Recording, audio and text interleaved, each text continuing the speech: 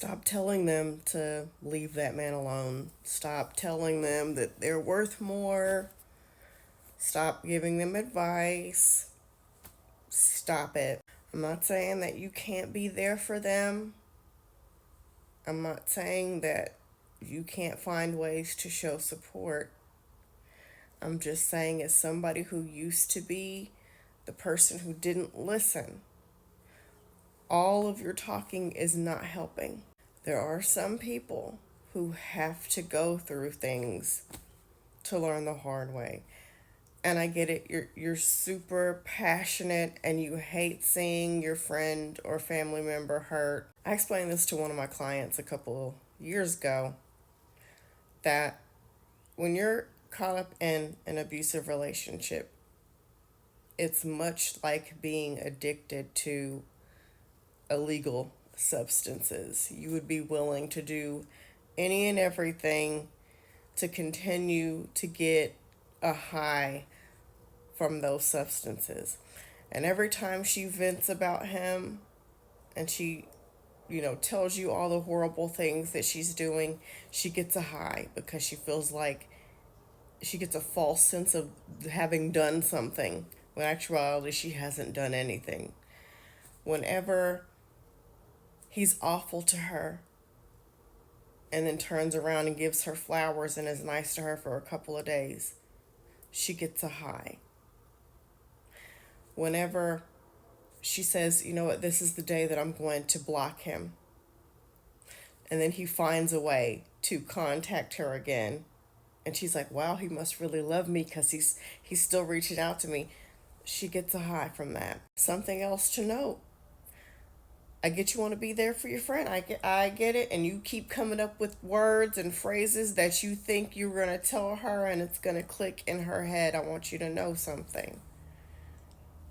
When you're that caught up in a situation like that, as I said prior, you do anything, including put you, the caring friend, in harm's way. I used to know this lady years ago, and I knew someone who was in an abusive relationship, and I reached out to this lady. This lady gives to charity. She's an amazing person. So I'm thinking, hey, I have a friend who is in an abusive relationship and she needs a place to stay and she doesn't know what she's going to do.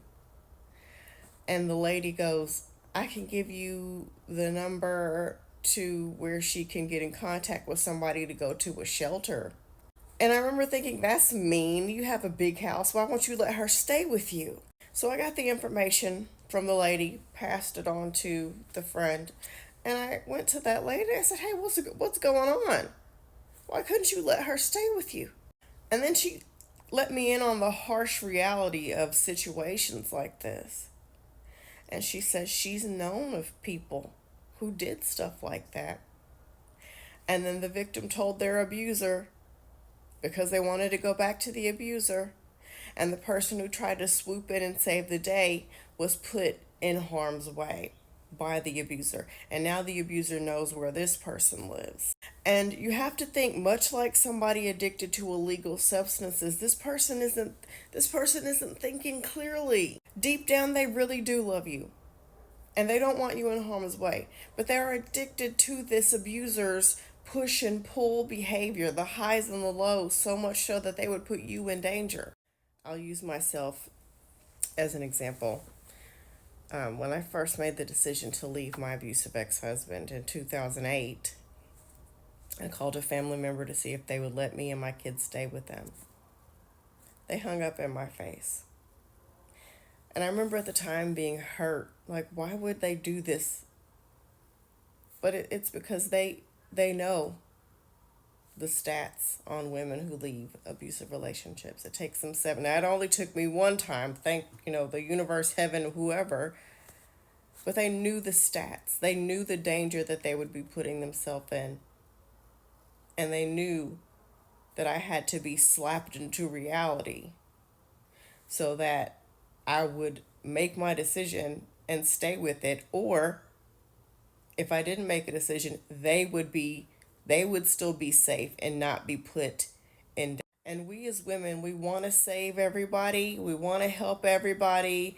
We've been manufactured that way to be the fixer uppers and the cleaner uppers and the helpers. And we want to be the ones to say the thing that's going to make everybody's mood change. And we got to, we got to stop that. And I've said this message before, and I've been told that I'm mean and I don't understand. And you gotta. No, I fucking don't. Self preservation, number one. Because if you're harmed by the abuser, you can't save nobody at that point. You have to take care of yourself first and foremost. Because that abuser isn't that abusive person, that victim, they're thinking about how can I get back with my abuser. They're thinking about themselves, and it doesn't make them a bad person. It's just the cycle of abuse that they're caught in. So somebody's got to have some sense in this situation. Just rest in the fact that when somebody is ready to leave, they will put two and two together and they will figure it out. As someone who left an abusive relationship with 2 kids and no money, without anyone even telling me, I figured out how to leave. Then once I figured that out, people started coming out to help me get that plan into motion. When you're at rock bottom, if you're smart, you'll look around and be like, I ain't doing this again. I remember I was staying in a women's shelter and I was going to figure out how I could apply for different programs and everything. And I remember walking to that courthouse. I forget what I was doing. I think I was with another woman that was at the shelter too. And I was with her as she was trying to sort some things out. And I just remember thinking as I was walking around, I am not doing this again. I'm not doing this again. I don't want to struggle. I don't want to be here. I hate this. I hate trying to figure out how am I going to rebuild my kid's life. I fucking hate this. I'm not doing this again. And that kept going in my head over and over and over again. And after a while, I had a family member that allowed my kids and I to stay with them. And there were limits and there were boundaries in place. Okay? I couldn't just take advantage and go crazy willy-nilly. So I'm saying all that to say it was the people with boundaries, the people who told me no, and the people who said yes, but we need to lay down some ground rules, that caused me to become the woman I am today and helped me along the way to change my life and to stay focused. As stupid as I was in some cases back then, I got stories to tell. But it was those people who had strict boundaries and limits and said no and wouldn't take my shit that caused me to be where I am today. It wasn't the people who sat and listened and agreed and cheered me on and patted me on the back. It was those strong women who said, no, I'm not doing that. I'm not allowing that. You have to, no, this isn't okay. No, I'm not, no, yes, but we're going to do it this way. And these are the boundaries. Those are the people who genuinely cared for me. Those are the people who I'm still friends with and still talk to this day. All the people who enabled me and said, whatever, I don't talk to them anymore. We just fell off. Saying no and setting boundaries doesn't mean you're being mean. It doesn't mean you don't care. As a matter of fact, it means quite the opposite. Just remember, you're not a superhero. You're not immortal. Boundaries are good. Saying no is good, especially in situations that are so delicate and dangerous for all parties involved.